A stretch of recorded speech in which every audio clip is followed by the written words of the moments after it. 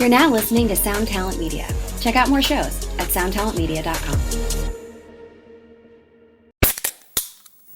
Hey, what's up, everyone? I'm Matt McGachy, the vocalist of Cryptopsy and the host of the Vox and Hops Metal Podcast, where I sit down with fellow metal musicians. We talk all about their lives and music while sharing killer craft beers. If you've ever wanted to sneak backstage and share a beer with one of your favorite musicians, well, Vox and Hops is the podcast for you. This week on the podcast, I dropped a killer episode with Kelly Schaefer of Atheist. There is this episode and over 440 other ones to help you enjoy life, metal, and craft beer. So what are you waiting for? It's time to become a Vox and Hops head. Cheers. Hello, everyone. Welcome back to another episode of... Wait, hold on just a second. Which podcast is this? Is this the Tone... This is Chasing Tone? Wait, Tone Mob. This is the Tone Mob. Let me check my notes here. What's going on? Richard Oliver is a guest on the Tone Mob. Oh, I see what's going on. Mr. Richard Oliver, my co-host on Chasing Tone. It's usually Brian Wampler, myself, and Richard Oliver on that podcast. We decided to kick Brian out and just do a Tone Mob episode with Richard and myself, since it's been a while since we've gotten to take the wheel alone and just pilot these weird shores of MP3s and digital files, and I don't know where I'm going with this. Anyway, I wanted to get Richard on to, well, just to hang out and have a good time, but also to give Tone Mob listeners sort of a behind-the-scenes look at what was going on with the Tumnus Germanium. If you're a pedal nerd, you probably saw there was a massive bunch of buzz and reselling and all kinds of weird drama that could only happen in the guitar pedal world around the launch of the Tumnus Germanium here just at the end of last year.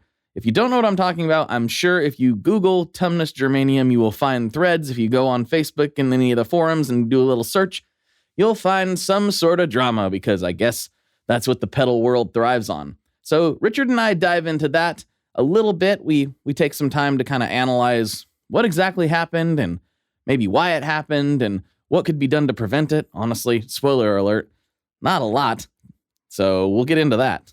We also just talk about some general musical stuff and kind of talk about how our paths into this industry were different, but somehow sort of parallel at the same time. If you want to know more about Richard as a person, you should go back to the first time he showed up on the Tone Mob podcast, because we'd been doing the Chasing Tone podcast for a while at that point. I realized I'd had Brian on for some solo episodes, but I'd never had Richard on. And we got into his story and how he ended up working for Wampler and all that good stuff on that episode. So if you want to know more about Richard himself, go back to the first time he was on the Tone Mob podcast. I'm sure if you type in Richard Oliver, Wampler, Tone Mob into anything that you could possibly search anything on, that episode will come up and you can get to know Richard a little bit better on that one. Or if you're a Chasing Tone listener, at this point, you probably have a pretty good idea of who Richard is and how he has happened to be, maybe a surprise guitar internet personality that he didn't really intend to be when he took the job. So anyway, let's go ahead and get going on this episode. What do you say? All right, let's do it.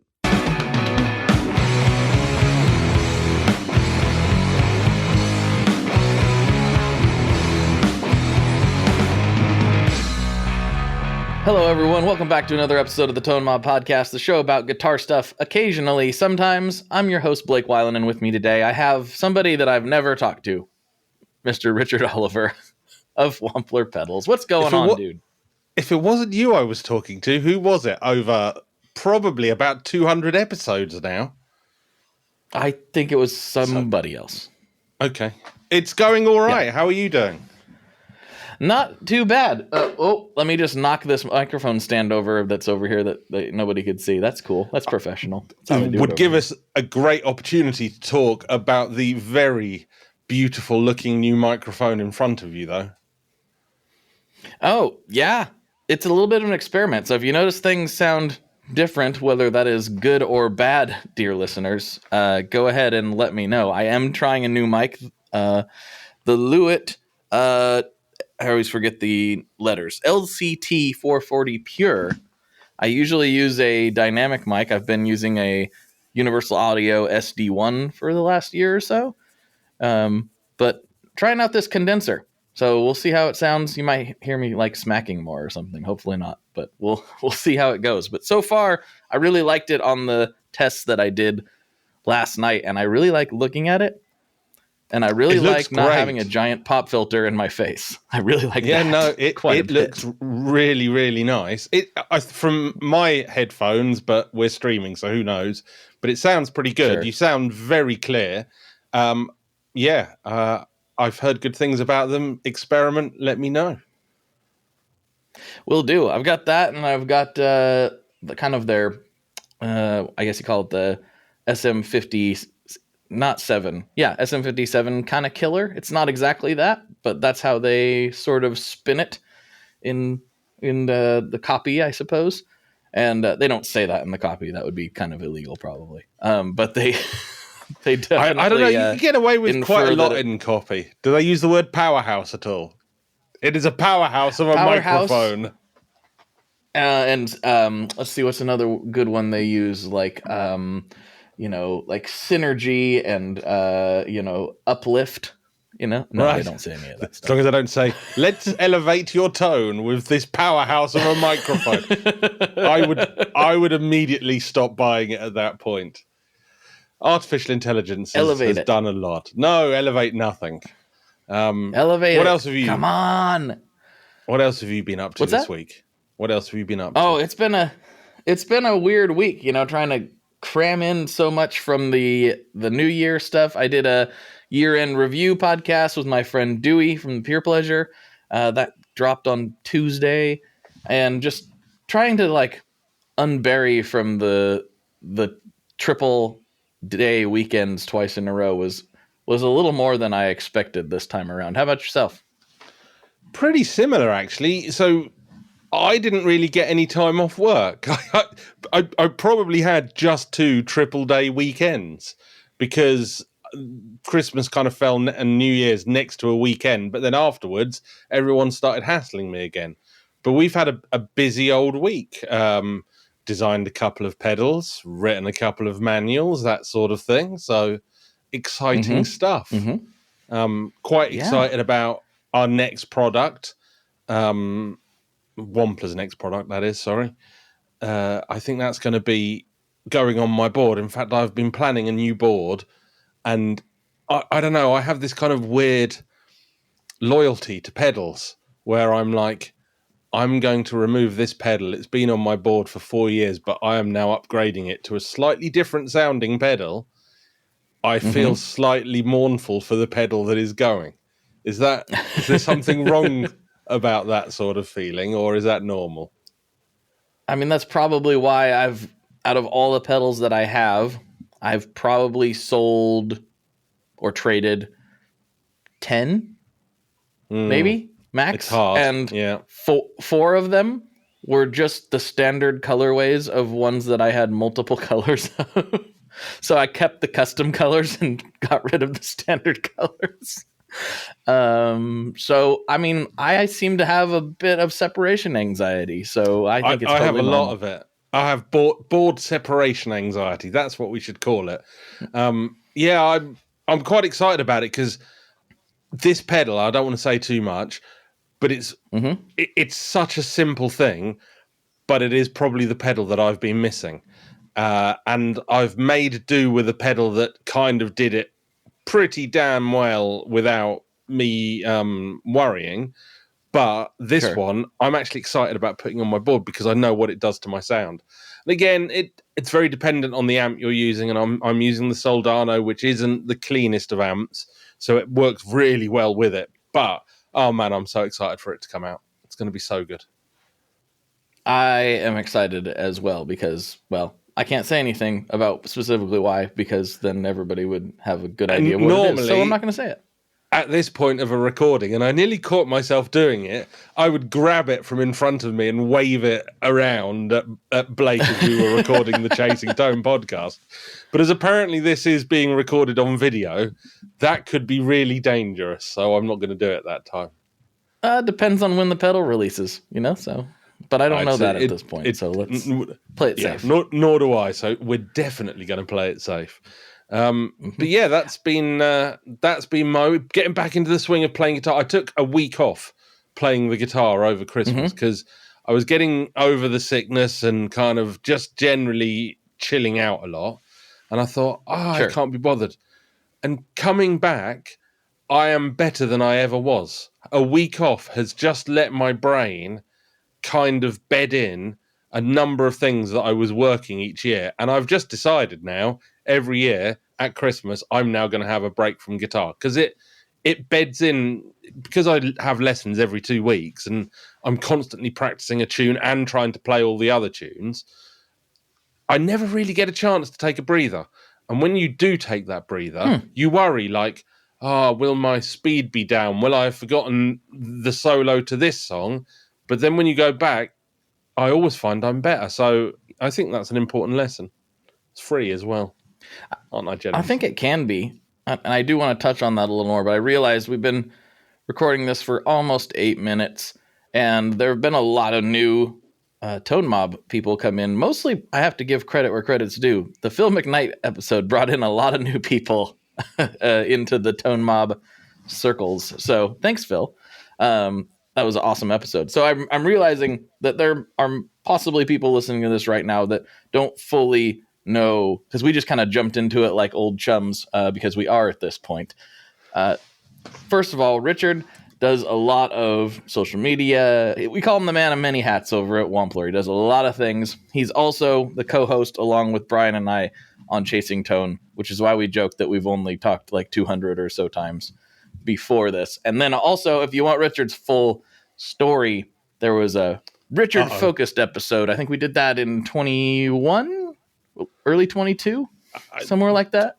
That feels about 2021 feels about right. So it was a couple. So. It wasn't last. So if you want, it wasn't 23. It was. Yeah, it might be 21. Yeah. Yeah, somewhere in that ballpark. If you Google Richard Oliver Tone Mob, you'll probably find the episode you're listening to right now and the first episode. So if you want his whole story, go there, because we're not going to rehash it all for the 5 billionth time. So we are going to go at this like old chums, because that's what we are. So there, a little bit of the very fact you're using the term old chums means some of my English ways have rubbed off on you in a positive manner, I feel. I don't think you would have used the word chums 5 years ago. Maybe I'm wrong. Maybe yes, I would have. Yeah. Oh, really? It's a Portland term. Okay. Well summarized, though. You did well. No, it's just a me thing, probably. I don't know. Are you secretly Canadian? Maybe that's what's going on. And you've got those kind of, like, in Canada, they always refer to what you would call as soda as pop, which I always found really quaint, because that's what they used to call it over here in like the 60s and 70s. I wonder if Portland has a touch of that going on. See, I don't know what, I hear that all the time. You know, in the Midwest they call it this, and in the South they call it that. But what I do, I don't usually drink sodas or pops most of the time. It's just not really my thing. I'm not a big sweet tooth guy. I'm more of a saturated fat man over here as far as my food vices. I too am a saturated fat man. Depending on how you use your commas in there, that could get really interesting. I didn't really think about it before I said it. But anyway, I usually refer to them as what they are. So, I think, was it at Texas where everything's a Coke? Is that, maybe I'm wrong about that, but something like that. I'm just like, give me on Americana. I'm just like, give me a Sprite, or I say whatever the product is. I'm like, give me that. I don't refer to it all as soda or pop. I just say, yeah, I'm going to go to the store and get me an orange soda or something. I do call orange soda, but I feel like it says that on the bottle. So that's like, I don't know. I feel I've already diverted you down a completely pointless tangent, but that is also why I'm here. Yeah. Yeah. But yes, that kind of sums me up. Oh, go ahead. No, I was just going to say that kind of sums me up. And yeah, so I work really, really closely with Brian and the guys at Wampler. I'm kind of running various bits and pieces behind the scenes there. By running, I mean running about like I'm on fire because there's normally something on fire. But Sure. you know how it goes. I do. Speaking of things being on fire, there is a particular Wampler I wanted to bring you on and see if you can regale us with the tale. I know we talked about it on Chasing Tone, but it was a little bit more of a scattered conversation. So from your perspective, I'd like to hear the story of the Tumnus Germanium. Now, only serious guitar pedal nerds would care about this at this point. But I'm pointing directly at it now. Look, it's on the tip of there my it is. finger. I was like, I can't see what's above your head, Richard. I don't know what you're talking about. But the Tumnus Germanium was one of the hottest releases of 2023. I think that's pretty safe to say. And I don't think anybody expected it to have quite the response that it did. Not just from a sales perspective, but from a flipping perspective, from a controversy perspective, like from every angle at which you could view a pedal release, people had something to say about it, basically. So from your perspective, what was the origin story? Obviously it started with the Tumnus, but like, when was it like, hey, we should do a Germanium one, to, wow, people are flipping them for $1,000 or whatever it got up to? So, I mean, the project itself has been on the drawing board for a long time, probably at this point 18 months. And what tends to happen with any product we work on is our internal excitement for them diminishes every 6 months by a factor of 30% at least. So I think by the time we'd got round to releasing this, Brian and I were kind of like, oh yeah, and there's that Germanium Tumnus that we're going to release. So we weren't like internally particularly excited. The story is exactly as the marketing copy went. You know, Brian, I don't know whether any shady bars or any men with funny coats were involved, but he was essentially approached by someone who had a large quantity. Well, I think the quantity is kind of known, but it's, you know, several thousand germanium diodes of a particular forward voltage spec that matched those found in a particular Klon. Now, I say particular Klon because actually quite a lot of different germanium diodes as well as silicon diodes in the end were used in different Klons. It wasn't always necessarily the same one, but these were ones that Brian really liked the spec of. Without being too boring, the knee on germanium is softer than it is on silicon, so the transition from zero clipping to full clipping is smoother, but you know, you can probably match the points, but again, there are some very subtle differences. However, he got these diodes and we made the special edition. We decided it was going to be a limited run. We knew from day one we were going to do the deluxe and the standard version, so we always shelved half of the diodes for the deluxe and half for the standard version. And then, you know, we did the normal things. We thought, how are we going to make it special? It's got a special bit of artwork, special paint, special knobs, all of that good stuff. And dealers started to go a little bit sort of mad for it, I guess, without using a Manchester phrase.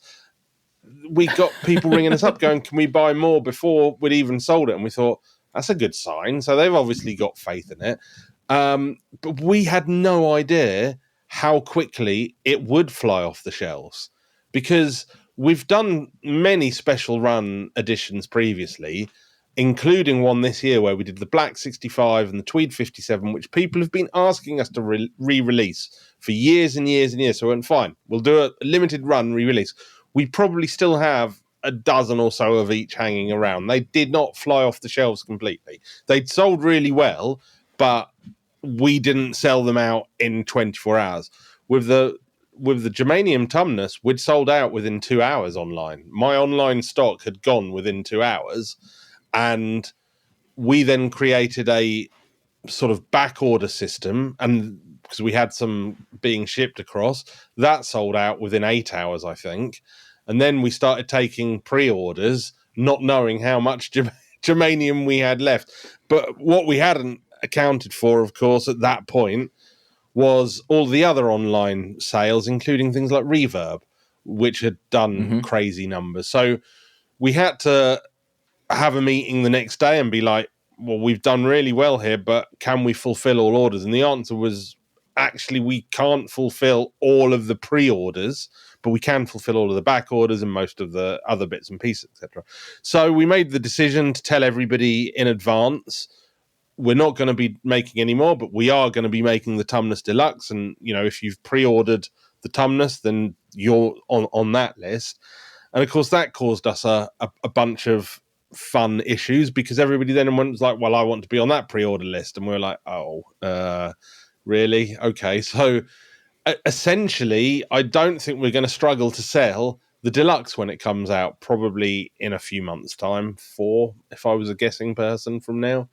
And it was mad. And I always try to be as helpful as I can to all our customers. So I was answering questions on forums, but it soon became clear that there was a different type of customer potentially involved in buying this, because a lot of the names that came through the website were not names that I would recognize as early buyers normally.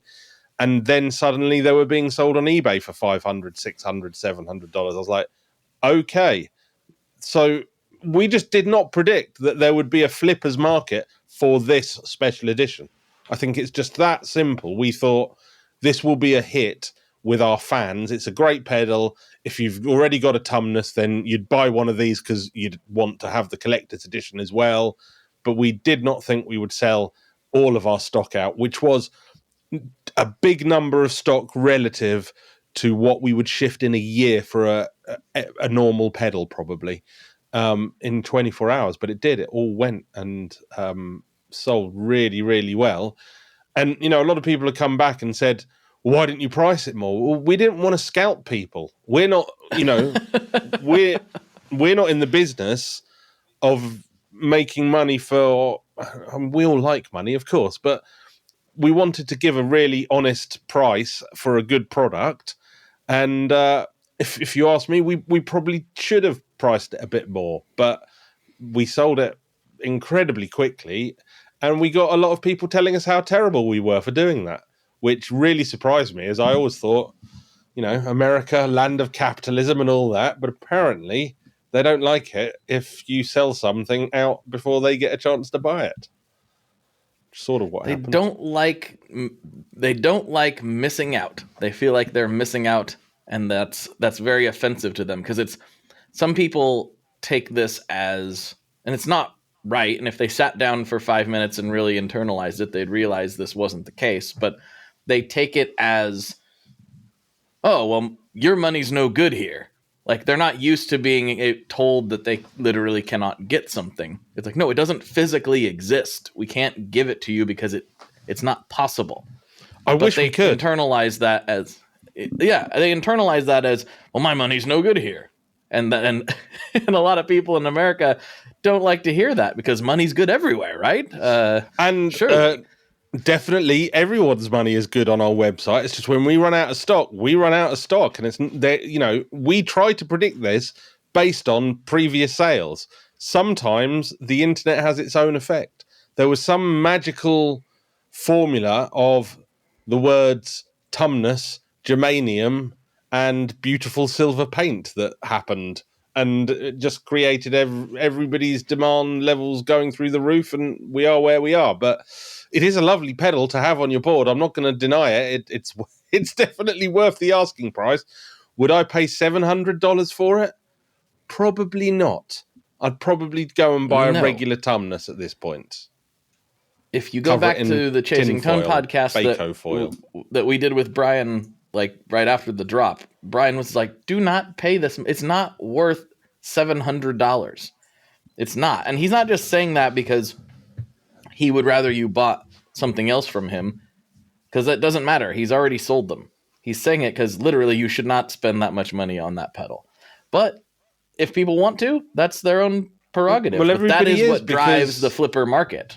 Yeah, and I think Brian made a good move. We always, Wampler's whole modus operandi is to be honest to Brian's personality. So as a company, Brian's personality is what shapes how we do everything.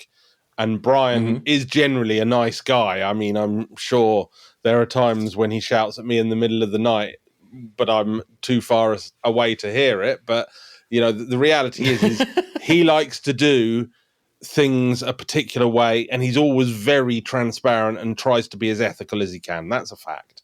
And so what he did immediately was announce the Tumnus Deluxe to try and quell the flipper market by saying, if you pay 500 for this now, there's another one coming out and it's going to be like 300 or whatever it is. And he was hoping that would kill the flipper market.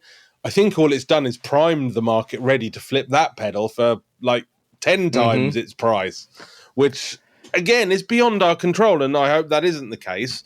But what else can we do? I don't think there is anything else we can do other than, you know, create some kind of magic lottery for pedals. Well, some people expect, I mean, I've literally seen, not with this one so much, but with some older like Chase Bliss launches and stuff that had a similar effect. I've seen people be like, well, Reverb should put a price cap on certain things. And I'm sitting here going like, I understand where your sentiment is at, but would you like to be told that you have a burst Les Paul, or insert anything very valuable here, and being a Rolex told you can only price at a certain price? Yeah, it'd be crazy. Yeah. It like you don't want to be told that by anybody on anything that you own. If you own it, you have the right to sell it, and you can sell it for whatever price you want. And if people want it, they'll pay it, and if they don't, they won't. But you have a right to set that price because you own that thing. And so I don't like the flipping. It's not something that I consider a valuable part of our industry. But as long as people are going to buy them, things are going to be flipped. That's just a fact. It's just what it is. So if you don't like it, stop buying them. Yeah. Absolutely nothing we could do about it. I'd love to be able to stop it from happening, but it's free market economics happening right before your very eyes.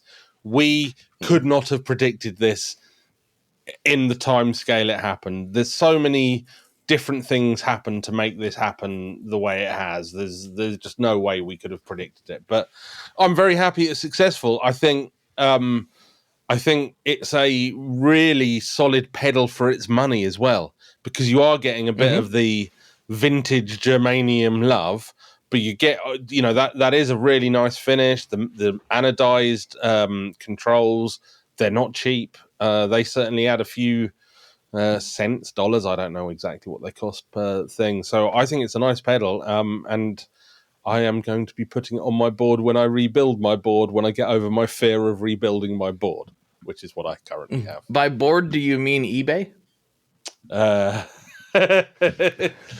You know, it's never actually crossed my mind to flip any of the gear that I end up with. I guess if I had have been a more dishonest fella, I could have got 3 or 4 of these sent over and then just hung onto them to flip, but never even crossed my mind. Kind of kicking myself that it didn't, but I'm not sure Brian would be too pleased. I can't work for you this month, Brian. I've made $10,000 from selling your pedals, so no.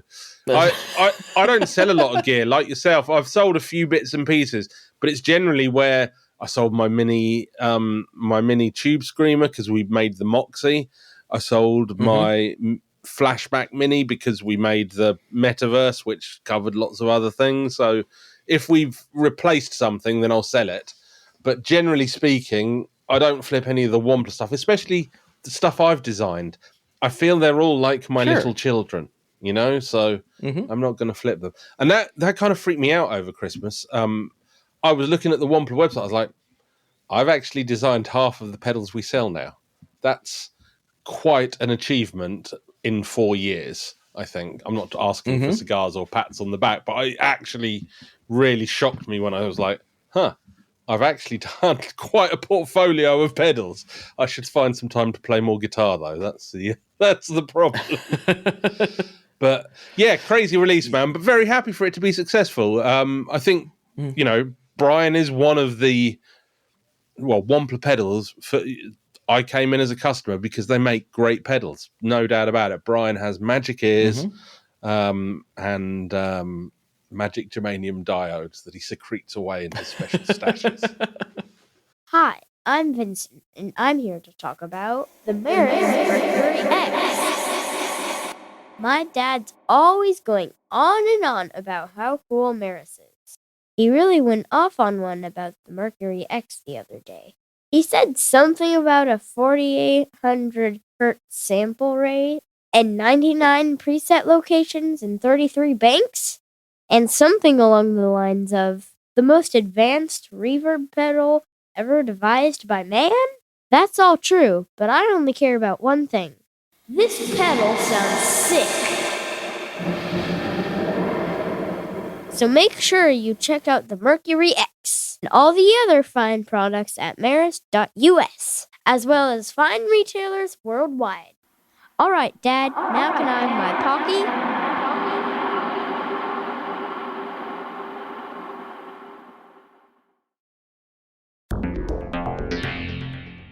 How exactly do artists get their music on Spotify, Apple Music, Deezer, Tidal, all these services? How in the world do you get your music there? Well, in the past, you had to use something called a record label. But these days, you can use DistroKid. DistroKid is the absolute easiest way to get your music up on streaming services. And it's the most affordable way to do so. Not only do plans start at $22.99 for the entire year, that's less than $2 a month, DistroKid also does not take a cut of your streaming revenue, unlike some other services out there. Even better if you sign up by going to tonemob.com/distrokid. That's tonemob.com/distrokid. One more time, that's tonemob.com/distrokid. You'll get 30% off. That's right, 30% off their already extremely reasonable prices. So go to tonemob.com/distrokid and get your music out there. I do have to let you in on a little secret though, Richard. Just a little one. It's not a big deal. You guys mentioned the Germanium Tumnus to me, I don't know, maybe 2-3 months before it actually released. And then I was talking to Brian about something else and without you.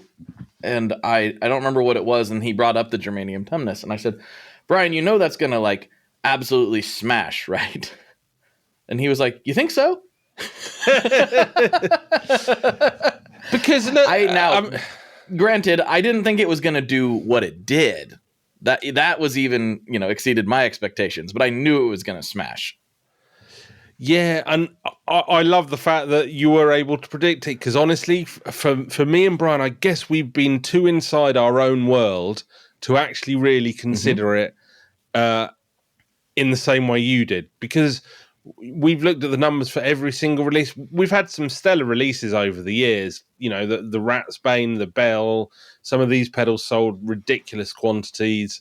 Some smaller quantities, but there were bigger numbers. The Gearbox is very popular. The Phenom and the Triumph seem to fly off the shelves as soon as we put them on. So we've had a couple of successes, but this was insane. Like, this was every minute. So our website was set up to send 3 emails every sale.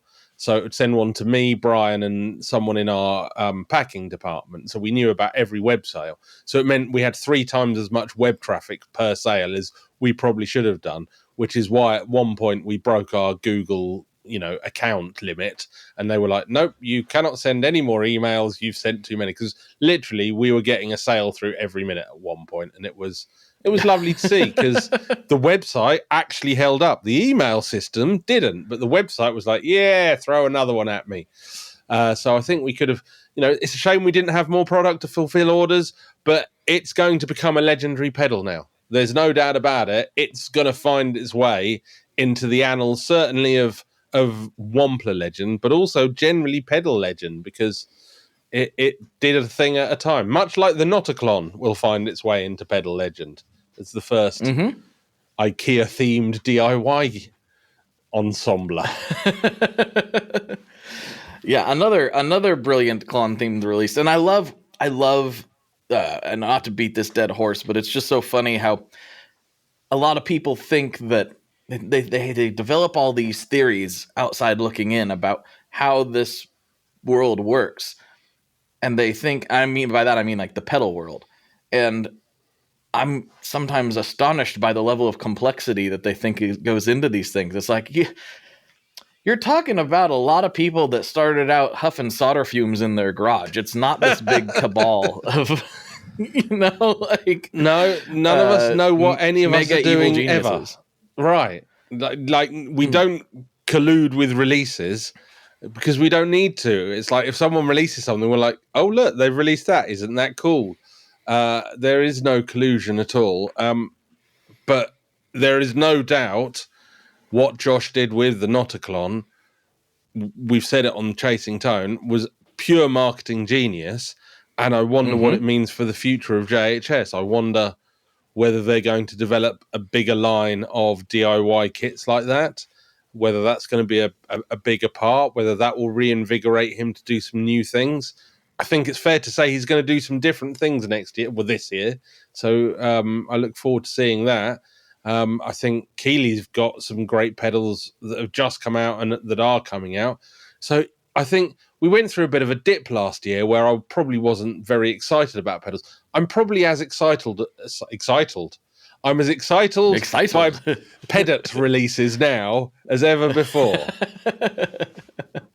That could sound terrible. Yeah, it's kind of weird how it comes in waves. You know, and I'm sure that you can relate to this too. I wanted nothing more than to be involved in the guitar industry. I worked really, really obsessively hard to get into a position where I could just think about guitars all day. But when you do that, and this is not a complaint, this is just reality, you tend to lose a little bit of the excitement here and there. But what I've found for me is like keep on keeping on and knowing when to take breaks, like what you were talking about earlier. The excitement always comes back. It's never gone permanently, and it's never totally gone. It just levels kind of come up and down because you're in it all day, every day. It's hard to maintain that same level of like, whoa, yeah, this is awesome, like 24/7. In fact, your brain and heart would probably explode if you did. So it's probably good that you don't necessarily have it on 10 all the time, or 11. This is probably more appropriate for this conversation. These go to 11. Exactly. 100% agree. You can't see the wood for the trees. And when you're in the industry, as I don't like to say it because, you know, I still don't really believe I am. But when you are, you do forget about why you got into it in the first place. And you do forget about loving guitars. You know, there have been months and months last year where I was playing guitar every day because I knew I had to. I really wasn't enjoying it. And even jobs where the actual purpose of the job is to sit and play a guitar through a different effects seemed like work for me. And I think that happens with anything that you do every day. There is a point where everything becomes mundane. That's the point. You just need a holiday. That's what I've discovered by having about 3 days off. I was like, oh yeah, that's what happens when I forget about work for more than 72 hours. So but it is the industry that keeps on giving, though. You know, there's just such an infinite way of making beautiful guitar noises that my ear likes. I never get bored of effects pedals, which is slightly worrying. I'm back in, like, I'm similar to you. I didn't really have a break. I'm not really sure what triggered it, to be honest, but I'm back in very excited writing mode right now. And you know, I think I've been trying to force, ever since I wrote that last record, I've been kind of trying to force one project or another in some way. And I'm getting back into the flow. And also, I do still have some intention with it because I'm trying to incorporate things that I normally listen to into sort of the American Cyclops weird ambient thing, that because I don't normally listen to that kind of stuff. It's just what fell out. So now I'm trying to hybridize and blend like things I really do listen to every day into that sort of style. And I found a spark that I wasn't sure I was going to find again. So I'm just like fully back in writing mode. I'm like, I think I can have at this rate, I can have another record out in springtime. So I'm feeling the spark again, and it's very exciting. And spark is the right word. I get it when I start learning a song that I've never thought about learning. I get it the same also when I create something new, but I also get it when I start learning a song that I haven't thought about learning, and then I realize how much I love the song and the guitar part to it. and I want to go back and practice it. And when you've got a song like that where you're like, I actually, everything else seems boring, I want to go back and practice that song, you've got that little bit of spark, you've got that musical inspiration to do it. But this year I've got to write some music. 100% I need to start recording. It's just so difficult when you spend every day either dealing with people who talk about recording music or talking to people who are recording music to sell products for you. It's really, and that's a hard thing, by the way. I work with demo artists, I'm sure you do, who are just magnificent players.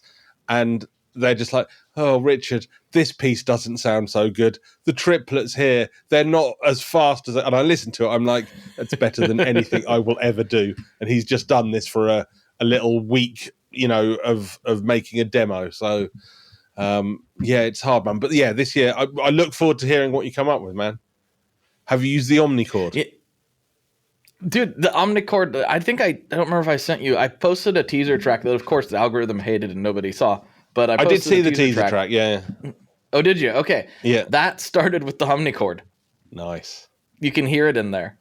Like, nice. It's got the kind of the... But that started directly... There's an underlying drone under the whole thing with some, like, kind of the, like, harp-style sounds that are built in there. But the drone is all the Omnichord running into the Maris Mercury X. Nice. Yeah. And so yes, the Omnichord was like the first thing. I went, wow, how did that? It doesn't sound like an Omnichord's in there, but if you pay attention, you can hear it. It's there. So I saw the video come up and I pressed it and didn't get sound, and then got sound halfway in the middle and was like, yes, that's Blake, and then scrolled on, because I always do scroll on Instagram, nothing personal, but I'll wait for the full thing to come out. So do you think, because you sometimes people actually think you work for Wampler. I know this because I amusingly see posts on Facebook tagging you, and I'm like, I'm just going to leave that there. I know how much it would annoy me if I was him. But do you think we could have handled anything any differently, any better? And, were there lessons for us to learn about this release other than have a magic crystal ball that tells us exactly how many people will buy? Well, that'd be the first thing you should work on. Okay, magic crystal ball. Go ahead crystal and balls, get one of those. yep. I think you can order it on Alibaba, actually. Temu.com. I'll get one of those. It'll turn up. It'll be like a marble. It'll be tiny. Why does this crystal ball say Brunswick on it? What's going on here? Anyway, so it's hard for me to say without being... I mean, I'm sure some outside perspective would be helpful, but I don't know. I don't know the numbers. I don't know exactly what things look like behind the scenes, so it's a little bit hard to say. I mean, I might have handled, this again, outside looking in. I might have handled the deluxe things slightly differently, but again, it's really hard for me to critique or say, oh, I definitely would have done this differently, because I'm not there with my hands on all the information to make those decisions. I mean, I think you did as reasonable as you handled it as reasonably as you could, given the information that I have. I don't know how you do it much differently than that. And when I say I might have handled the release, not the release, but the deluxe information surrounding the deluxe a little differently, I don't know exactly how I would have done it differently. I'm just looking at it going like, maybe that's the thing. I would have, I don't know. Yeah, no, I think with hindsight, maybe what we should have done is announce the deluxe at the same time, but said it's going to be 3 months down the line. And that might have just quelled some of the initial frenzy and made a few people think, well, I'm going to wait for the deluxe or not. But it's hard to say, the reality is we thought maybe this will be this year's special edition and maybe we'll do the deluxe slightly differently. I don't think we will. I think the deluxe is going to be very familiar looking to anybody who's seen the Germanium Tumnus, let's put it that way. Mm-hmm. Because it seems to be very popular. I did see Analog Man, and I think we discussed this on Chasing Tone. he announced that he's got a reel of 10,000 of these diodes. Whether they're the same spec, I'm no expert. I have no idea. I know Brian wanted to buy them off him, but he was then sort of saying, send me in your Klon clones and I'll put these diodes in. And it did made me smile to think, you imagine if one day an analog man modded Tumnus was a thing in the same way that he's done mods for other pedals. I'm sure he wouldn't, though. I'm sure that won't come. I would want one if he did, though, because that'd be fun. That fun would to be have. Fun. I would love that. I think, I like pedal collaborations anyway. I think that's a very cool thing. So, mate, who knows? Maybe Brian will invite him round. They'll, have a Martinsville pipe of peace, whatever that may be, and discuss the future of beautiful collaborations. But I'm not sure it'll happen. Martinsville pipe of peace. Unfortunately, I think that might be a soda can with a hole in it. So maybe not such a good or idea. A pop can, depending if you're Canadian or not. True. I'm still working my way through my jalapeno chips that you recommended. They're really good, though. That was a great recommendation. Yeah, I now know to just simply trust your taste, because your taste in potato-based snack products has given the validation. You didn't need any, but it has given the validation that your taste is, in fact, aligned with mine. I now want to come and eat some of your meats. Does that sound dodgy? Probably does, please. You are so overdue for a U.S. trip. I know, we're thinking about it when we first started recording. Come on over. I mean, I've been trying to get, one of the many companies that I work with in America to sponsor me to come out there, i.e. pay for it. But that hasn't happened yet. But I think we're going to be coming out soon. And I've already said to everybody, look, it's not as simple as, because my cousin from New Jersey was over and he's like, oh, yeah, you got to come over. I was like, it's not as simple as that. Because now if I come out there, I've got to go to New Jersey, Indiana, Pennsylvania, Portland, probably California. So it's slightly more complicated than ever just flying out there. But I've got to do it. It's just been so busy, dude. Life goes pretty fast. I was just...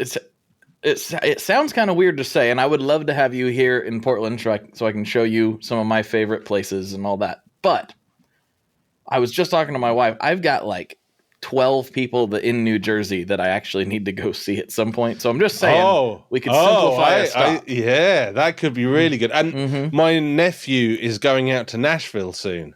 He's in the British Army, and for some reason they're going to do some training out there, and they end up in Nashville.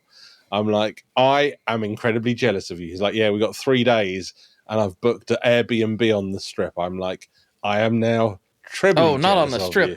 No, don't do it of on course. The Strip. Yes, these are young officers of the British Army, and that's an area where alcohol is sold freely. Nothing could go wrong, surely.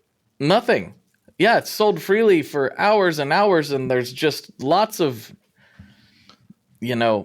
debauchery. Yeah. We read each other's mind. I think that's part of the attraction.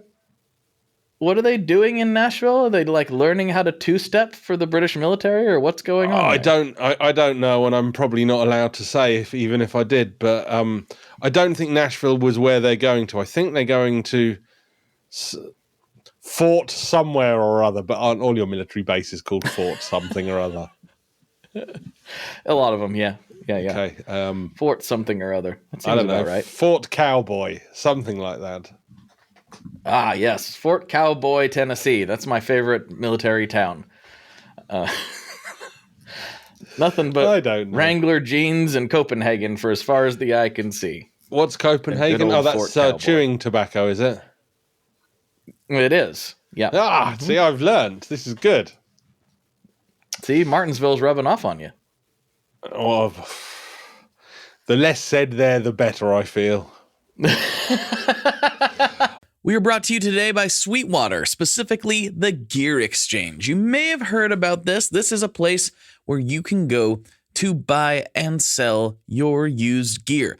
Maybe you got a pedal over there that's just kind of collecting dust. Maybe there's something you've been eyeing from the Sweetwater catalog. Well, right now is a great time to turn that unused gear into something you're actually going to use. Even better, if you sell on the gear exchange, you can keep 100% of the sale as long as you choose a Sweetwater gift card as your payout method. That is not too shabby because, let's be honest, most of this buying and selling we do is just to fund new gear purchases, and that is a great way to reach a wide variety of customers and keep 100% in your pocket, or rather on your pedal board. So go check out the Sweetwater Gear Exchange and turn that unused gear into something that's actually going to help you write that next huge riff.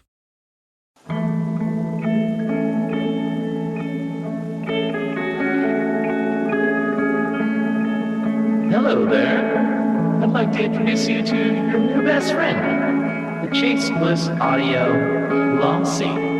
Lossy is a collaboration between Chase Bliss and Goodhertz. And it's meant to give you some control over those weird digital artifacts that come with very compressed audio. You're hearing it right now. All the changes that are taking place are strictly coming from my playing dynamics. I'm just interacting with the pedal and letting it do its thing. In some true stereo goodness. If you'd like some more details about Lossy, I'd invite you to head over to chaseblinssaudio.com. I think you're going to like what you find. Hey, this is Dewey Halpus, host of Peer Pleasure on the Sound Talent Media Podcast Network. Join me each week as I explore another long-form conversation with one of your favorite musicians, actors, comedians, or creatives. From Chino Moreno of the Deftones, John Gorley of Portugal the Man, to Fat Mike from NoFX and Ian MacKaye from Fugazi and Minor Threat, we go all over the map. From Fall Out Boy to Slayer, Peer Pleasure has it all. Check us out now on Sound Talent Media.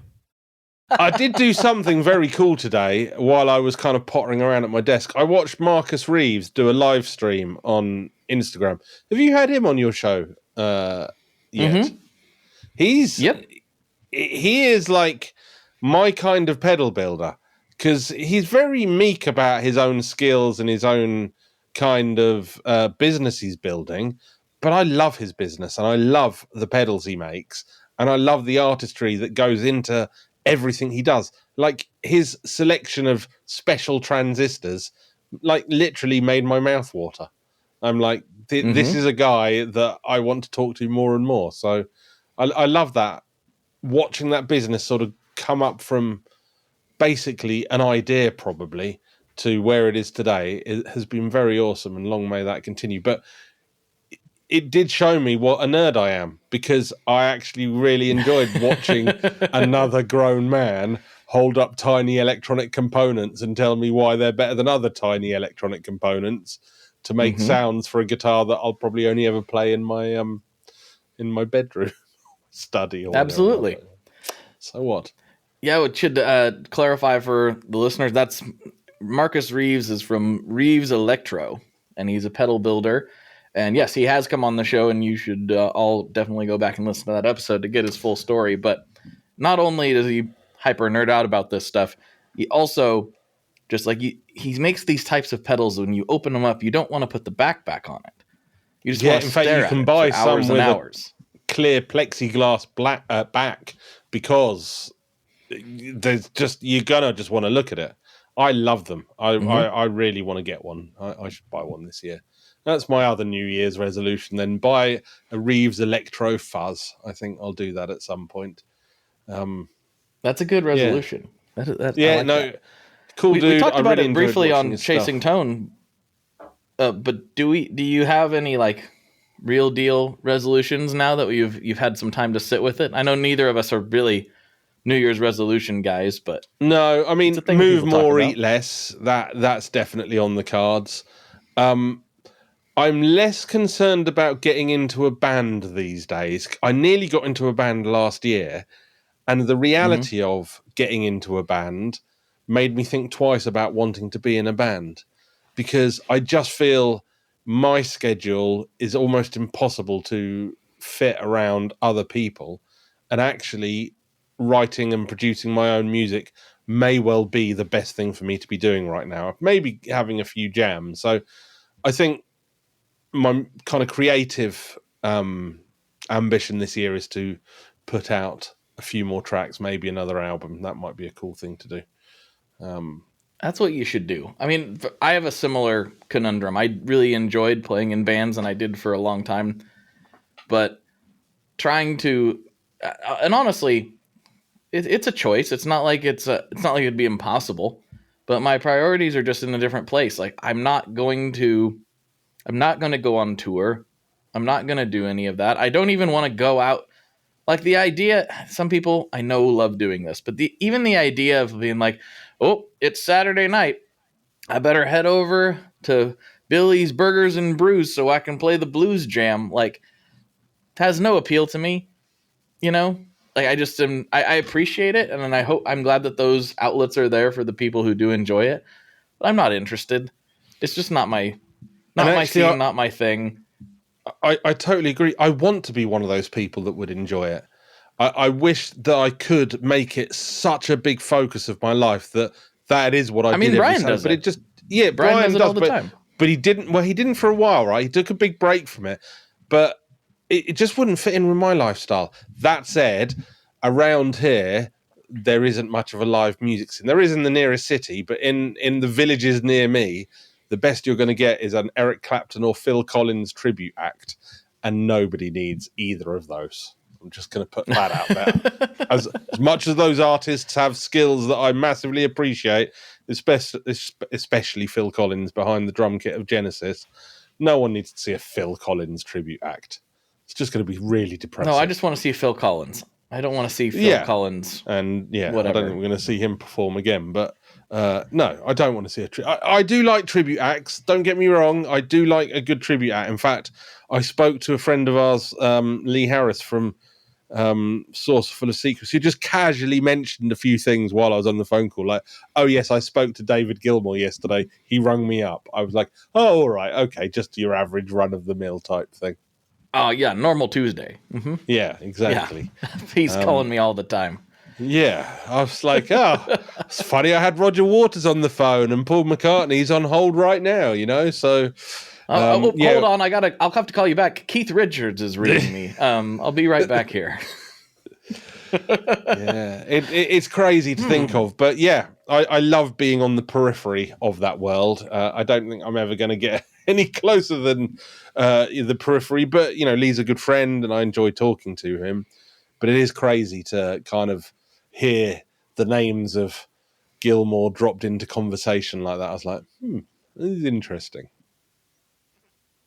Well, I'd be curious to hear from your perspective, because you've had kind of an interesting career, sort of like mine. I mean, it's very different from the actual physical things that we've been doing, but as far as getting into the music world, it's kind of similar to what happened with me. We were both completely outside of it, but obsessed with it, and eventually wormed our way into the industry in some way.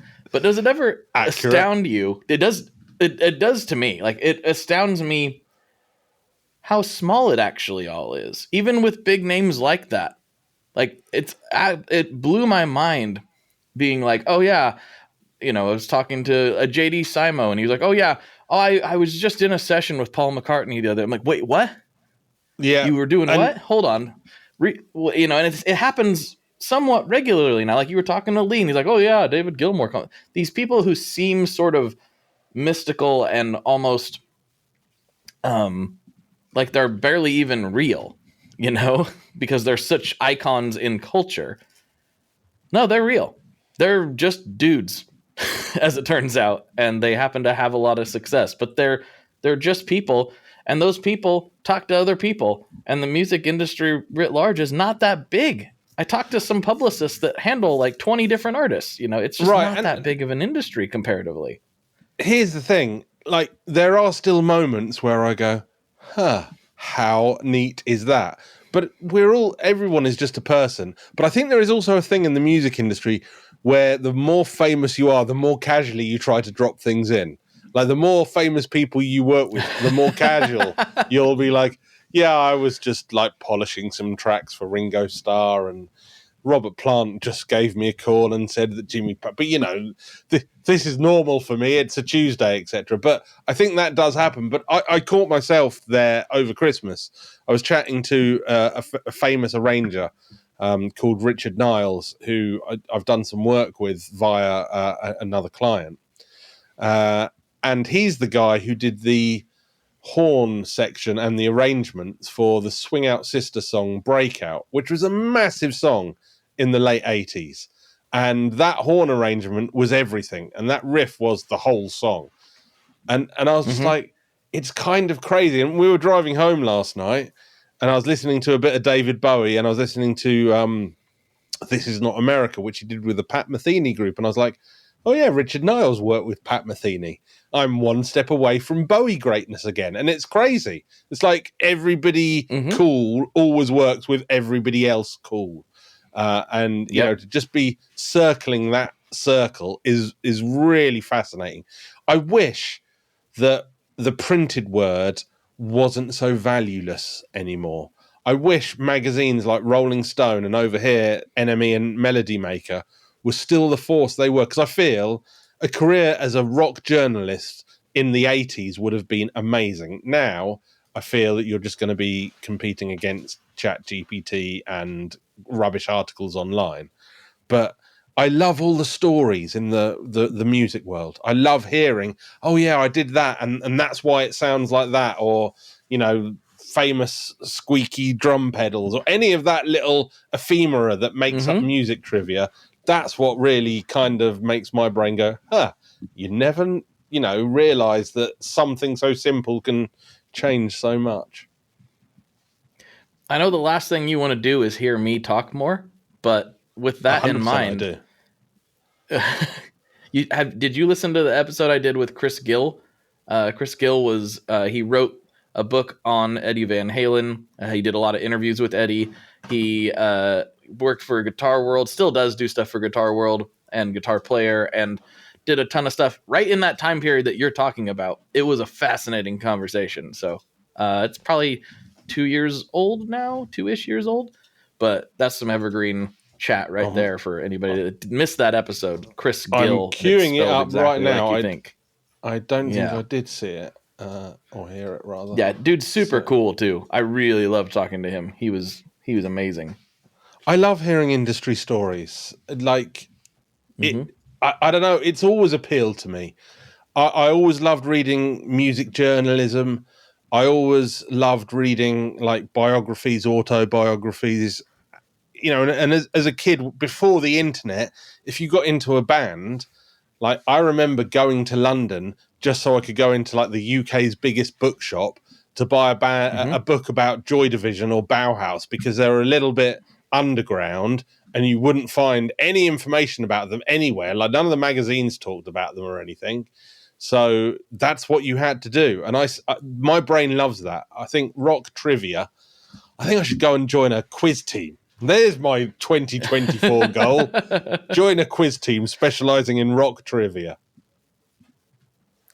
Well, I mean, similarly, I've always been attracted to that stuff too. My parents were a little unsure of my whole punk rock proclivities, rightly so. I understand the hesitation there. So I had to sneak in copies of alternative press back in the early 2000s. And that was, my outlet of choice at the time. And it's just funny because I remember so clearly going to the gym and then going to the local, like, nice food store that just happened to have a banging magazine section for some reason, and throwing AP in my gym bag, knowing it would save me tons of money if I could subscribe to it. But no, I paid full sticker price every single month and hid it in my gym bag to smuggle it home because I couldn't have it show up in the mail. But again, magazines, at that stage were probably a couple of dollars, maybe $3, $2.99, something like that. $3, yeah, $4. Now they're like $10. Now they're like book prices. You'll go into the shops over here and be like, oh, look, there's a special magazine about, I don't know, David Bowie or Pink Floyd or whatever, and it'll be just like a regular magazine has done a special edition. The magazine's £10. I'm like, yeah, I don't think so. And but it's because that industry is dead because we all consume the internet. So we're all to blame, and especially your generation, young man. Yeah, I can't really argue with that. We switched to like listening to podcasts or something weird like that. Why would we do that? That's so crazy.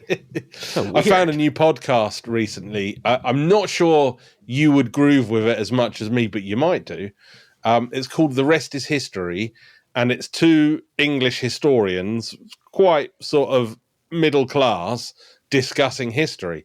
But it's so cool, and they do one every single day. And I thought, I listen to so many podcasts, and most of what I listen to is basically just comedy. I should start listening to something that's educational after like 5 years of listening to like stupid jokes. And I'm loving it. It's great to have something deep to get into. I'm kind of a little bit bored of our other favorite podcast outside of the music world. I don't know whether I should say its name or not, but I think you know the one I'm talking about. I still really look forward to that one. So I pick it's a highlight of my week still. Okay. I'm not there yet. So much. I will say I found myself, and the Chasing Tone listeners will especially appreciate this. I've been listening to a lot of wrestling podcasts. A lot of because the stories in pro wrestling are the craziest Gentleman stories. Wrestling on a podcast. Is that what it is? No, it's like wrestling stories. It's stories that wrestle, and they're the most insane people. They're just that doesn't insanely me. Jacked carnies. Like, it's so crazy to hear their stories. It's absolutely mind blowing. Like when you die, and I've known this for a long time, but like actually hearing some of this stuff repeated, I'm like, yes. And then he went and he was so stricken with grief, he retrieved his dead mother from the hospital at gunpoint, and like all this crazy stuff that really did happen. That scans completely because, yeah. Mm-hmm.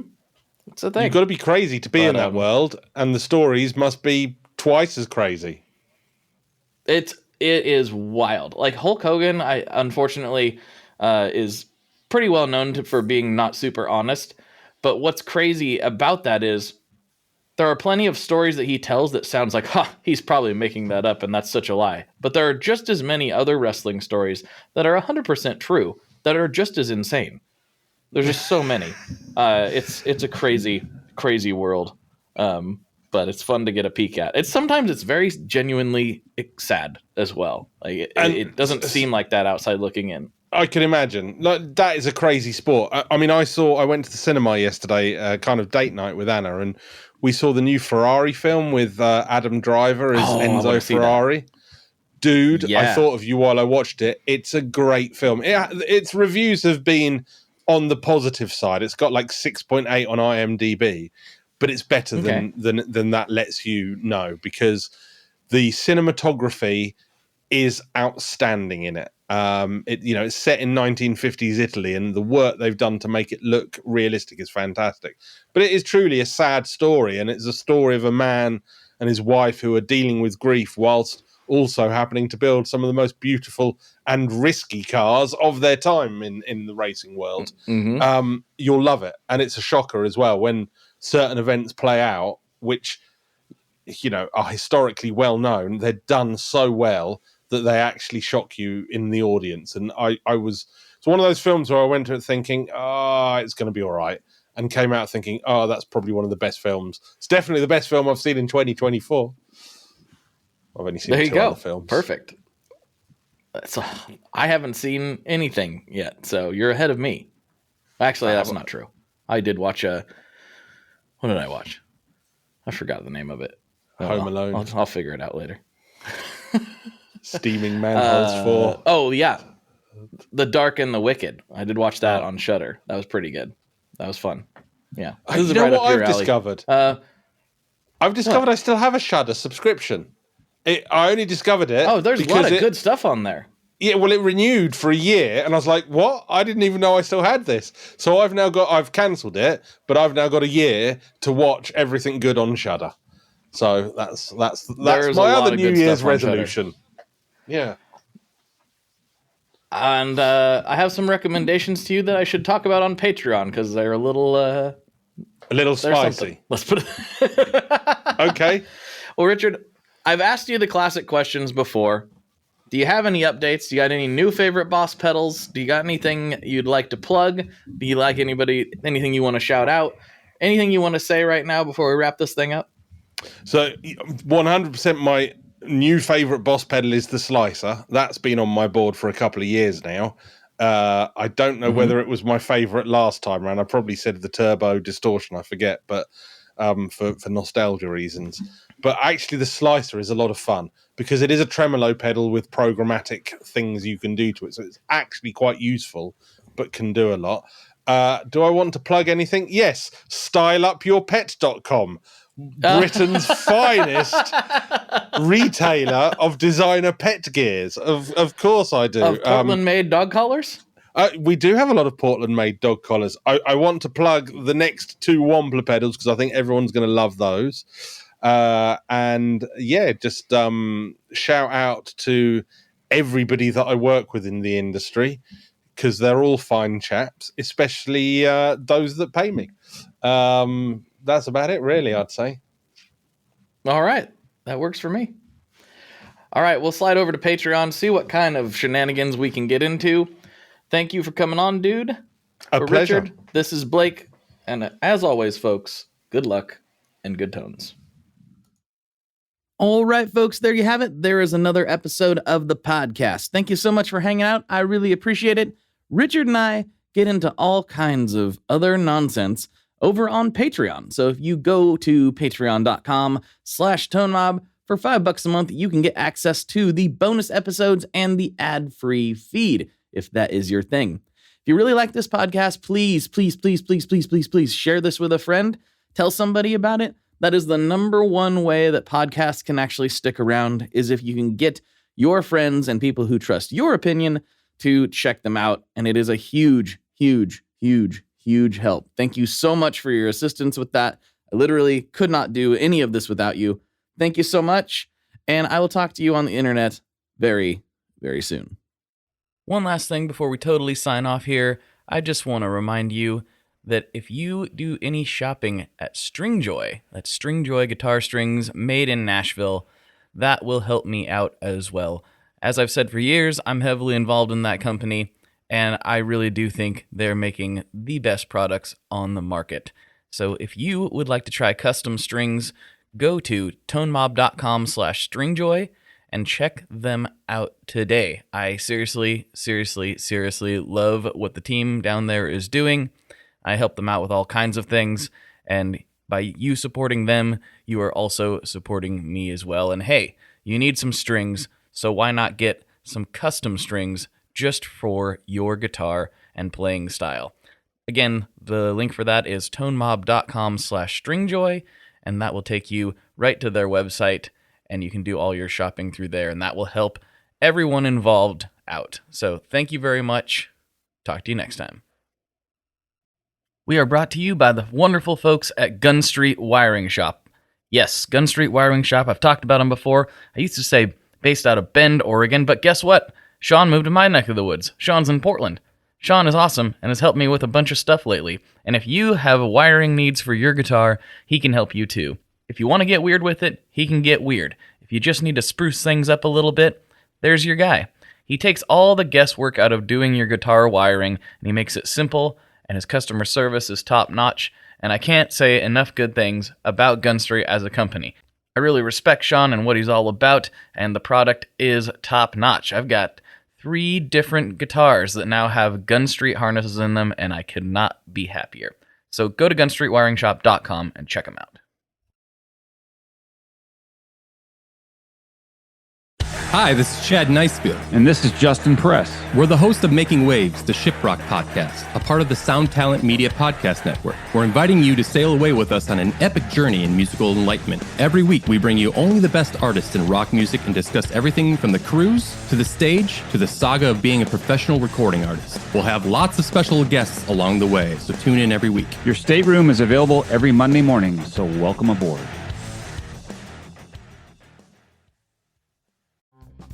Hey, this is Aaron from No Simple Road. I'm inviting you to come hang out with Apple, Mel, and I as we talk with the musicians, artists, chefs, authors, and beyond from the world that turns us on. We're reaching into the improvisational music scene, the psychedelic culture, the festival world, and getting to know what makes the people tick that create those scenes. Come join us on the long, strange trip over at No Simple Road.